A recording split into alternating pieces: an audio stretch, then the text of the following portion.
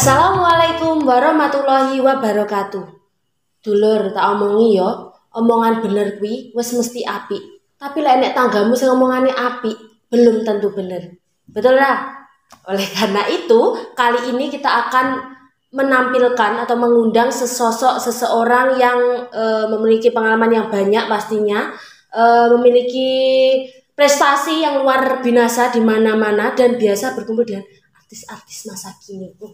Langsung saja kita panggilkan, ini dia Demang Walubitu di Sumanggaaken.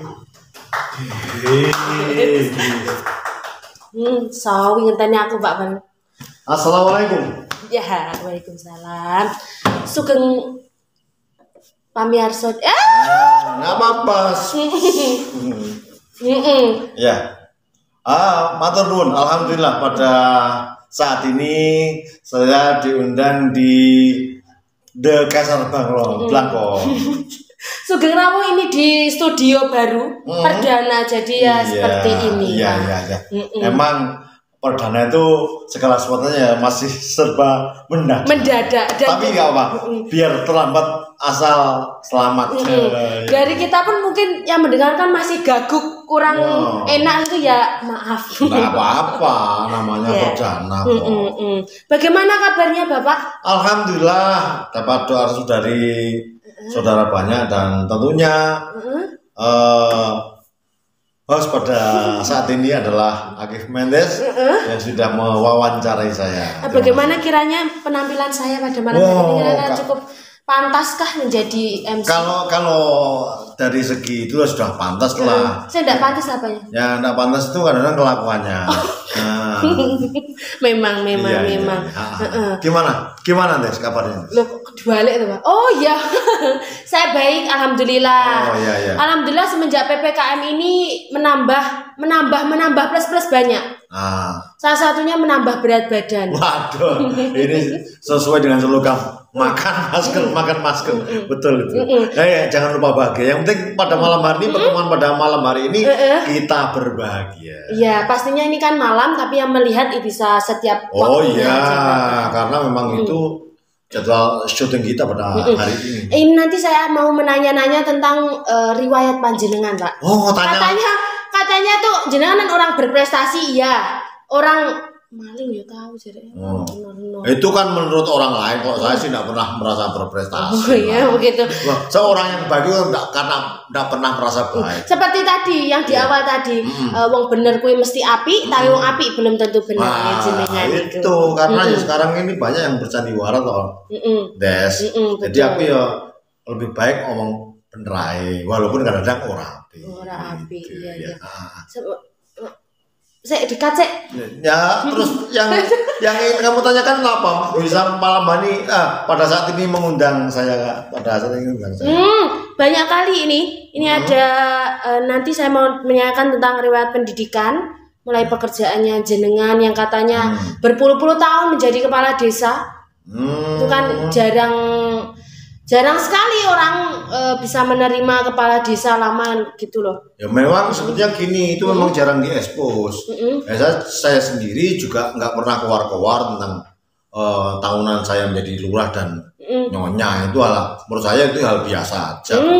Itu ya, tapi, itu masyarakatnya yang membesar-besarkan. Tapi terkadang memang begitu Pak, dari diri sendiri. Tapi jenengan berarti termasuk orang yang baik. Ya. Karena tidak mengunggulkan tentang diri sendiri. Alhamdulillah. Sebagian orang yang seperti saya ini memang tidak pantas untuk mengunggulkan diri, karena unggul itu sifatnya Gusti Allah. Tapi emang dari awal itu Bapak dari kecil maunya waktu sekolah, waktu SD itu sudah pernah berpikiran ingin, aku pengen jadi kepala desa, makanya aku udah. Wah, kalau pemikiran sebagai kepala desa sih tidak pernah ada, tidak pernah terlintas itu. Ya minallah aja. Tahu-tahu. Jajannya hadiah gitu ya. Syaratnya panjang sekali, sehingga untuk mencapai itu panjang.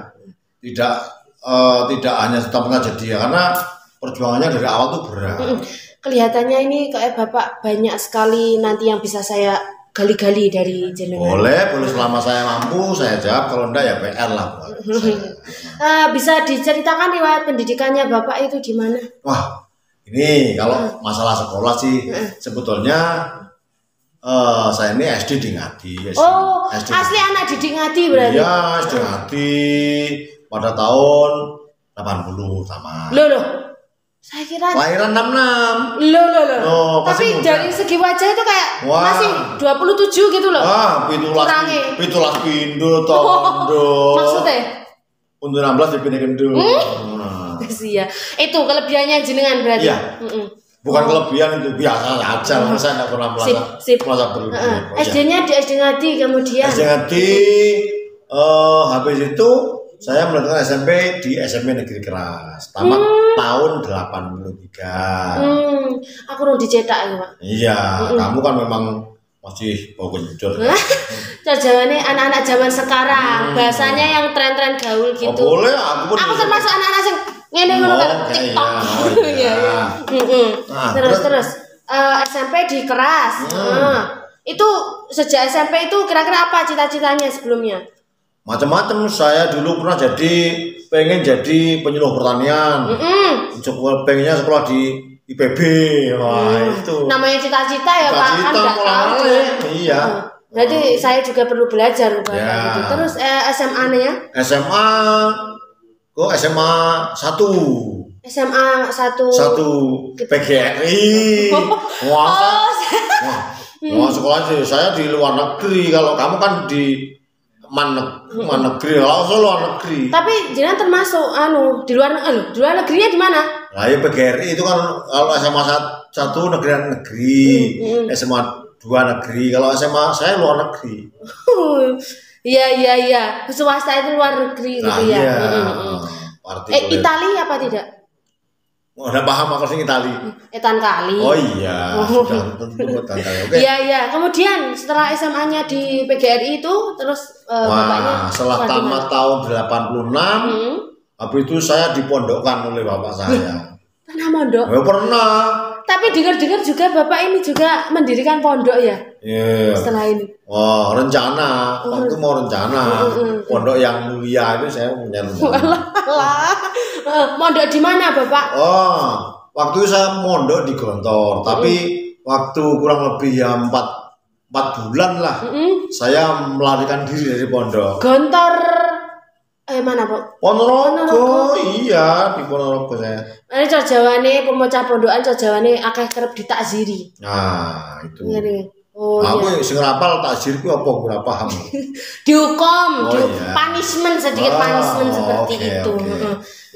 Kemudian setelah mondok mempatang sasi teko omah mesti digepuki. Enggak. Saya enggak duduk rumah, akhirnya saya pergi ke Mojokerto lah, dikira biar masih mondok. Nah ternyata waktu bapak saya mau ngindangi ternyata saya sudah nggak ada. Lah sehabis itulah saya melanjutkan kuliah, ujungnya tamat SMA daripada nggak pas saya lebih baik kuliah. Berarti Anda seperti ini juga kuliah pasti dilihat dari segi ini kuliahnya seni ya? Seni. Oh, saya jurusan bahasa dan sastra. Di IKIP PGRI Kediri dulu. Perlu bangga itu. Ya, sekarang adalah Nusantara PGRI itu. Iya. Setelah itu Bapak. Tamat tahun 1990 tamat PGRI itu. Iya. Berarti termasuk yang berprestasi ya, lebih cepat itu. Ya, lumayan lah, akhirnya tepat 4 tahun enggak sampai ngeban, enggak sampai. Nyogok gurunya gimana? Enggak. Sampai jadi mahasiswa abadi, enggak. Iya. Alhamdulillah. Cuma kelas 1 saya ngendok.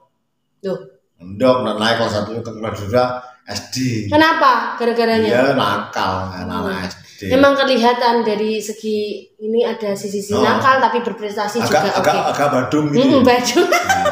Iya Bapak.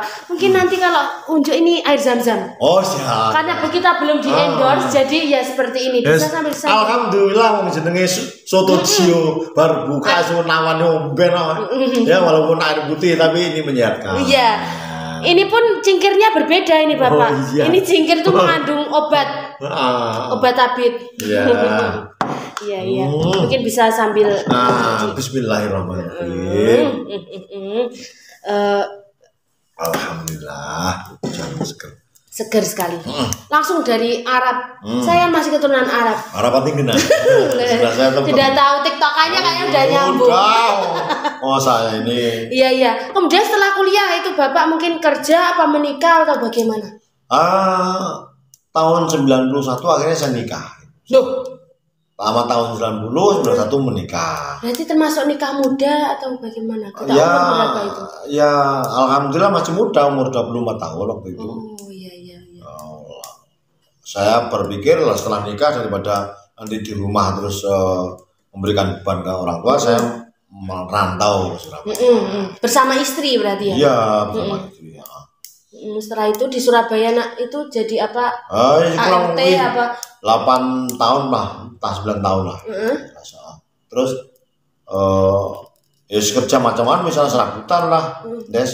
Macam-macam. Terus kok bisa itu Bapak merana menjadi kepala desa kan ya merantau. Biasanya orang yang sudah merantau itu kan mau pulang ke kampung halaman itu bingung, takut nantinya mau kerja apa gitu kan takut. Nah itu ceritanya Bapak bisa menjalar ke kepala desa itu bagaimana? Gini, pada sebelum tamat kuliah atau pas tamat kuliah itu tahun 91 itu sebetulnya sebelum tamat saya sudah dilamar oleh tokoh di Ngadi ini untuk menyalurkan kepala desa. Tapi waktu itu umur saya belum genap 24 Oh berarti tahun. mungkin dari sisi auranya itu Bapak sudah ada aura kepala desa mungkin makanya. Ya panjang ceritanya kalau kamu mengorek ceritanya dari yang sesungguhnya itu panjang karena masih semasa SMA saya ini kan jadi ketua Karang Taruna di Ngadi ini, Karang Taruna Bakti. Iya. Terus yang sampai sekarang itu namanya Taruna Bakti berarti sosok Bapak juga. Saya mendirikan yang memberi nama juga saya. Waktu itu saya ketuanya. Nah terus selain itu juga ikut Ibnu, terus ikut Dibaan, jadi ketua kecamatan, Dibaan Himata itu. Keren. Dan berbagai organisasi lain. Bahkan kalau pantas gitu saya mau ikut IBPN tuh. Jadi ikut berkerudung Bapak. Iya. Berarti imbang antara keagamaan terus sosialnya imbang jadinya mungkin tersorot gitu loh Bapak. Jadi dalam kehidupan itu kan memang harus imbang antara dunia dan akhirat tentu. Seperti doanya dunia hasanah, akhir hasanah itu loh fotokopinya. Iya ini apa kelebihan dari Demang Wolup itu. Jangan berlebihan. Enek daine barang, enek meliterene barang dengan desa. Oh iya sih kadang-kadang seperti itulah romantika kehidupan. Seperti lagu Roma Irama. Iya. Roma Irama kuwi apa ada orang ke sawah ngono dadi lagu. Terus kemudian bagaimana Pak ketika awal pembentukan jenengan? Oh ya saya bertekad menjadi kepala desa, saya mau mencalonkan menjadi kepala desa itu bagaimana? Nah gini ceritanya panjang juga ya karena berbekal modal itulah walaupun saya di Surabaya saya dicari oleh orang-orang di sini. Waktu ada pencalonan kepala desa itu saya dicari. Mas Gon, Gondrong panggilan saya kan kalau di sini kan Margono, nama lengkap saya kan Basuki Eko Margono. Ya toh. Terus sekarang ya lagi tenarnya Demang Wolup itu. Itu kan nama sebutan setelah agak tercemar ini tentu. Ini loh Des. Jadi saya waktu itu disuruh pulang oleh tokoh-tokoh masyarakat, suruh menyalurkan kepala desa. Wah, saya berpikiran juga karena di Surabaya itu hanya seorang kontraktor. Kok bisa langsung diangkat gitu ya? Jadi kontraktor 9 tahun kontraktor saya. Apa itu kontrak? Ngontrak rumah satu ke rumah yang lain, artinya belum sempat punya rumah sendiri ngontrak gitu ngontrak. Alasannya kok pindah-pindah mungkin pekerjaannya pindah atau bagaimana itu? Orang kuat bayar. Saya kira mungkin kan dari level kontrakan sempit mungkin apartemen apa begitu. Nah, pokoknya ya kontrak kadang-kadang kecil kadang-kadang besar. Iya. Terus setelah dipanggil oleh tokoh-tokoh di Ngadi, kemudian Bapak pulang terus mendaftar di kepala desa itu. Ya, saya daftar dan pada waktu itu memang saya tidak punya modal, sehingga warga masyarakat yang ikut membantu saya untuk mau mensupport tokoh-tokoh sini yang para jutawan-jutawan itu mensupport bagaimana agar saya mau naik. Alhamdulillah itu akhirnya jadi. Alhamdulillah. Ya, jadi sampai sekarang. Luar biasa sekali ya Pak. Kira-kira kalau dihitung-hitung udah berapa tahun dari sejak awal sampai sekarang menjadi kepala desa? Kalau jadi kepala desa sih tahun 99 ya, 99 sampai sekarang dihitung aja. Coba pakai kalkulator. 22. Saya kelahiran 2000, sekarang 21, jadi sekitar 22 tahun. 22 tahun itu diselingi sama ibu. Karena pernah waktu itu udah ada musuh, akhirnya musuhnya ibunya. Oh, saking kuatnya orang-orang itu untuk menjadi. Ya bukan karena kuat lah. Kalau orang kuat itu kan itu namanya takabur. Ya, bukan karena baik lah. Bejo aja lah. Oh, bejo. Atau jangan-jangan Bapak mungkin ke dukun terus sak desa di. Iya, ya begini loh. Saya dipilih karena nggak ada museum. Saya itu kan MC juga. Akhirnya setiap warga yang punya gawe lah aku sing MC. Oh, berarti Bapak juga pecinta seni-seni juga. Wah, iya, seni. Bapak saya seniman, seniwati. Makanya saya selalu Seneman. Akhirnya kan iya. Nanti ke depan ada Demang Polo itu ya itu juga. Tapi alhamdulillah dari anak keturunan nggak ada yang Senewan gitu. Nggak ada yang aku tahu Senewan. Iya. Terus gini, untuk pada tahun 99 itu saya jadi lurah toh. Ya tantangannya berat memang pada waktu itu kan memang baru aja negara kita menghadapi reformasi. Ya kan tahun 98 reformasi, maka di sini harus menata banyak lagi untuk menata warga masyarakat. Kayak meyakinkan gitu. Iya. Karena kan begini, lurah itu kan kalau warganya 4.000 itu kalau di tentara itu pangkatnya sudah minimal kolonel. Tapi kalau lurah? Ya lurah ya pangkatnya sama kolonel itu kalau tentara. Nah, padahal jenjang yang waktu saya tempuh kan 0% masih belum belajar. Saya harus menata itu. Tapi alhamdulillah berangsur-angsur karena kita memberikan tepotulodo, tepotulodo enggak kesang. Akhirnya warga masyarakat nurut. Nah, itu kan perlu keteladanan. Mungkin selama menjadi lurah itu ya Pak, suka duka, sukanya itu apa, dukanya itu apa, bisa diceritakan. Begini deh. Jadi lurah itu menurut saya seni ya. Seni memimpin ya, artinya seni memimpin yang mana kita tidak boleh menyikapi terlalu semuanya nggak boleh, tapi terlalu nyantai juga nggak boleh. Jadi harus ada seni di mana seperti seorang penari harus bisa mengikuti irama kendang. Waktu ngigel, yanggel, tapi waktu slow ya slow. Salah satu bicara seorang seni itu seperti ini. Kan diibaratkan ke seni-seni seperti itu. Ya memang background saya seni memang. Jadi memimpin itu menurut saya adalah seni. Ya, seni. Kalau dukanya? Kalau dukanya ya kadang-kadang warga masyarakat itu kalaupun ada masalah kita bersikap kadang seperti hakim ya. Otomatis ya Pak. Otomatis. Dari satu desa mungkin ada beberapa kubu. Berarti kan jenengan orang yang berpengaruh kuat kan? Ya begini, beratnya di lurah di sini. Jadi waktu kalau ada masalah di desa, itu kadang-kadang yang kalah itu merasa bahwa aku rati boy lurah. Itu. Padahal kita sudah melangkah sesuai prosedur. Nah, mungkin itu curahan hati dari Pak Lurah mungkin untuk warganya. Bapak Lurah ini mohon dimengerti jika sebenarnya itu seperti itu. Dari hati kecilnya jenengan. Ya, betul. Tapi begini, di dalam dunia ini sudah ada pasti namanya pro dan kontra. Sebaik apapun, maka orang akan mencari kesalahan kita untuk menjatuhkan kita. Betul sekali. Kemudian Pak, menyikapi Bapak menjadi lurah itu naik menjadi lurah kan nggak semua orang mungkin suka dengan Bapak. Ada yang tidak, ada yang suka. Kemudian menyikapinya Bapak untuk yang orang tidak suka ke Bapak itu bagaimana?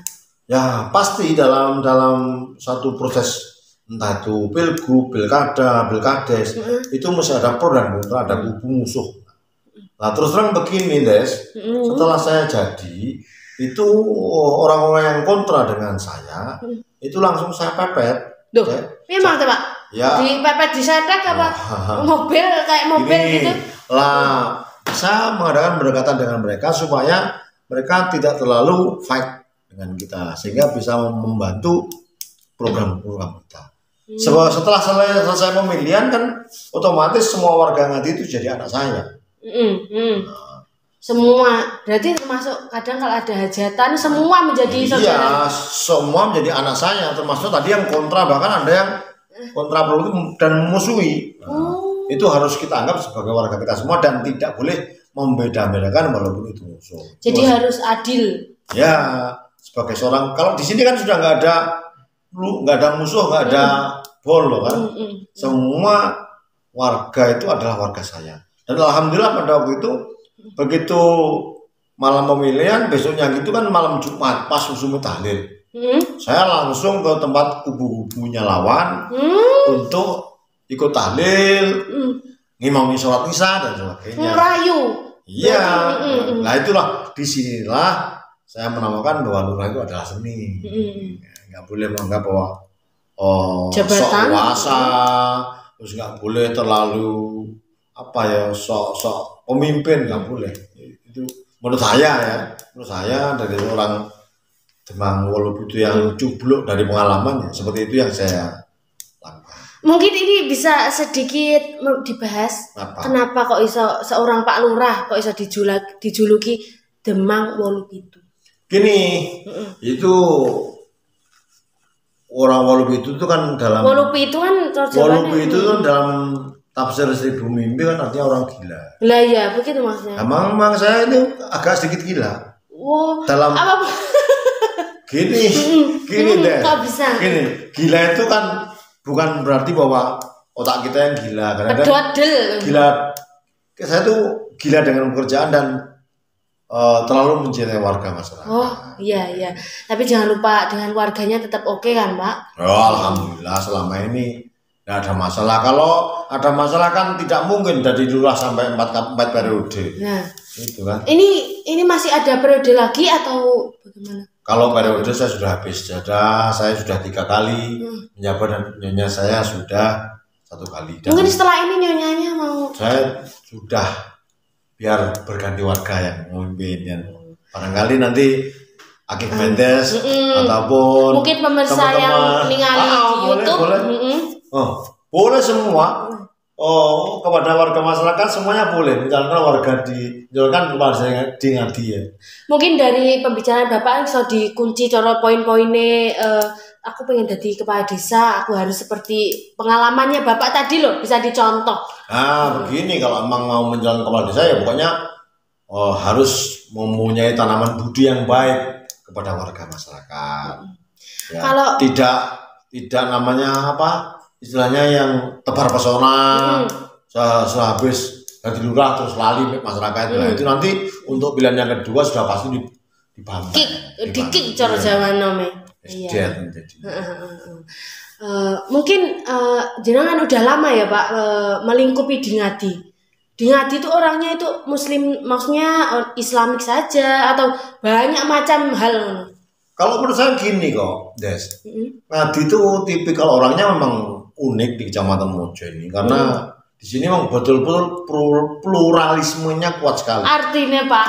Artinya bercampur baur lah, nggak Muslim. Loh, di sini semua Muslim, di semua Muslim, tapi sedikit rada maksiat itu ya belum. Model lagi ngono. Jadi imbang, kerjaan imbang. Jadi wayah tahlilan, hubungan tahlil ya hubungan tahlil. Biar wayah udah nomor ya tombok ngono kuwi. Gitu. Iya. Main nasional lah. Di sini harus jiwanya jiwa nasional, jadi kalau di sini nggak boleh terlalu agamis ya mungkin kalah, terlalu uraan nasional sing dalam tanda kutip terlalu nasional terus mereka meninggalkan agama ya ora payu. Ya di sini ibaratnya gini loh, Dok. Wayah tahlilan ya iso mimpin tahlil, ya iso ngemahi jamaah, terus wayah warga ngumpul, cekir remi ya kudu iso. Nomor udu ya iso. Ya kudu iso. Formalitas sekedar. Namanya pemimpin itu kan harus harus ngintir. Ngintir itu tidak berarti ngintir tapi mengikuti aliran sungai. Ya. Dengan begitu luar biasa. Mungkin salah satu poinnya yaitu yang membuat jenengan lama di Desa Ngadi itu yaitu kalau luar biasa saya nggak setuju. Lah kenapa? Biasa di luar. masuk. Jadi bisa terjawab bisa jadi bunglon. Boleh. Kita harus bunglon memang. Kalau kita ijo-ijo, coklat-coklat. Ya. Kemudian setelah menjadi kepala desa itu kira-kira apa? Jenengan mau membuat apa, menciptakan apa gitu? Begini, masa jabatan habis. Begini Des ya. Yang jelas saya tidak punya background apapun kecuali seni. Insya Allah ya saya akan memajukan di dunia seni sesuai dengan keahlian, bukan keahlian Bu, sesuai dengan hobi dan apa yang selama ini sudah kita laksanakan. Karena seni itu bagi pribadi saya sudah sangat membantu dalam hal pendapatan income. Saya lebih baik tidak. Kok pendapatan income jadi selama ini juga kan begini, kalau MC ya saya terus terang MC Manten Jawa. MC Manten Jawa sebagai penopang kehidupan sebagai profesi dan alhamdulillah sudah menghasilkan uang. Luar biasa. Nah, MC itu saya pelajari dari waktu SMA di ini. Nah, itu penumpang lah. Tapi pada saat ini saya fokus ke Kades dulu aja karena untuk mengemban amanat dari surat tugas yang saya terima dari negara. Pasti warga Ngadi ya Pak Dena, bangga sekali memiliki sosok kepala desa seperti jenengan ini. Ya, amin. Harapan kita begitu juga karena kalau sudah mendapatkan mandat itu tidak boleh kita sia-siakan. Karena itu juga termasuk dosa saya. Karena pertanggungjawaban akhirnya juga nggak berat. Ya, walaupun kelihatannya seperti ini, egil dan sebagainya, tapi alhamdulillah selama ini saya belum mendapatkan kecaman dan teguran yang terlalu keras. Kalau ada salah sedikit, ya saya ngomongkan rel lah. Saya dengan rel itu nggak mungkin lurus lempeng gitu. Kadang-kadang ya ada belok, tapi kita harus ngerel lagi supaya tidak terlalu jauh dalam kita melambai batas dalam hal pelaksanaan tugas. Luar biasa. Pernah Pak kayak ada masalah selama menjadi kepala desa, kemudian ke bawah pulang sampai tidak bisa tidur, sampai kepikiran terus menerus, atau sering malah seperti itu Pak? Ya kalau sering sih tidak ya, tapi yang namanya tugas tuh kan kita sendiri dalam keseharian kita kan mungkin ada masalah secara pribadi. Saya akan ngomong mengatakan tidak ada, tapi itu kan tidak benar. Gitu. Seperti kuasa yang awal tadi. Saya tidak akan ngomong apik, tapi saya ngomong benar bahwa masalah yang sering dibawa ke rumah juga ada lah. Saking emosinya di kantor, terus mengatasi masalah nggak selesai. Ya kadang-kadang mungkin mungkin sampai ke tuanya anak-anak dan juga mungkin bahkan ke anak-anak sebagai pelampiasan. Tapi ibu alhamdulillah tetap sabar, sosok ibu. Alhamdulillah, kalau nyonya, kalau ibumu itu ya sabar karena sudah mendampingi sekian puluh tahun dan tahu karakter suaminya kayak gini. Iki lek mulai mau ngedukne motor mabrok berarti gue ada sesuatu gitu ya. Iya. Luar biasa. Kapan-kapan mungkin bisa diundang di podcast ini ibunya. Boleh. Orang terbuka. Ibu ya enak. Mungkin kesan-kesannya punya suami atau jenengan nanti bisa ditanyakan di sana. Oh iya. Ya moga-moga beliau bisa ngomong bener walaupun nggak api. Malah kerontor-rontor. Malah kerontor nggak tahu saya. Iya. Karena sejatinya aku segini nggak ada yang saya tutupi. Tapi mungkin ibu sangat bangga memiliki orang kata jenengan. Sampai terharu Pak, tisu. Alah gayamu. Tisu yang di belakang bisa. Ya yang biasa aja lah saya.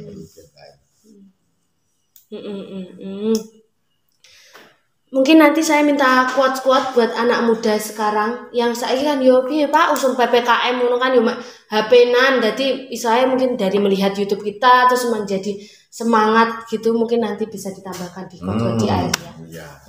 Akan gini ya. Jadi harapan saya bagi pemuda itu waktunya menimba ilmu untuk mencari untuk mencari sangu manakala dia sudah melangkah ke jenjang perkawinan. Jadi seorang bapak, seorang ibu itu tidak ringan. Jadi bagaimanapun juga mereka harus membanting tulang, bekerja dengan keras, menggunakan waktu muda itu jangan sampai masa muda itu masa muda itu rugi kalau digunakan untuk santai-santai aja. Mereka harus mengejar bagaimana agar ke depan tuh kehidupannya bisa baik. Ya. Intinya berarti harus semangat gitu ya, harus Pak? harus semangat dan juga pergunalah waktumu dengan baik. Pokoknya berjuang, ya kuwi berjuang kok hasilnya iso memuaskan. Ya, apapun yang kamu apa yang kamu lakukan pada saat ini asalkan kamu tekun, insya Allah itu menghasilkan duit. Ya mungkin itu. Seperti sekarang ini loh. Kita bikin, masih ada tambahan. Kita bikin seperti ini kan yo harapannya kan yo banyaknya subscribe. Nah, kan gitu. Kode mungkin yang bagi yang melihat nanti bisa subscribe. Jujur aja, aslinya kan begitu. Memang ya kerjaan seperti ini yo gampang-gampang mudah wong kamu tadi waktu mau opening. Mungkin kalau dilihat nanti behind the scene behind the can. Behind the scene. Oh iya. Lucu malah Pak. Tadi sampai berjam-jam. Enggak apa-apa. Okay. Jam terbang yang biasanya dengan jam terbang yang ini tuh beda ternyata. Iya memang. Ya. Mungkin sampai itu dulu perbincangan kita pada kali ini. Okay. Bisa kita lanjut kapan-kapan lagi dengan tema yang berbeda. Dan nanti dengan MC yang berbeda pastinya. Ya. Karena nantinya kan kita akan menjadi seorang yang berpasangan. Maksudnya pasangan dalam dunia perbosan. Saya sebagai host utama dan saya menjadi bakul kopi. Bukan, kamu nanti sebagai ingon-ingon saya. Mungkin membuat kepo penasaran yang melihat pastinya ya. Stay tune dengan video-video terbaru kita. Oke, dulur-dulur tunggu penampilan kami yang berikutnya. Sekian dari kami dan wassalamualaikum warahmatullahi wabarakatuh.